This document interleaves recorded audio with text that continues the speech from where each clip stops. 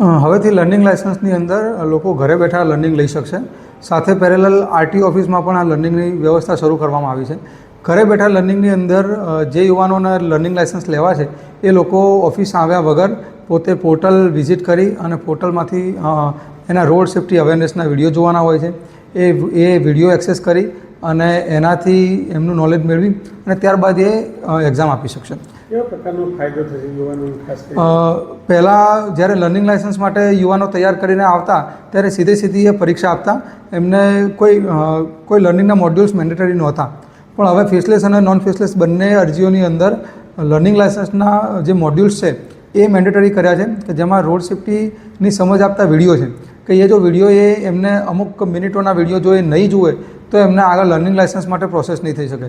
એટલે ચોક્કસ આ વિડીયોથી એમની જે બેઝિક જે જાગૃતતા છે એની અંદર આનાથી ફરક આવશે.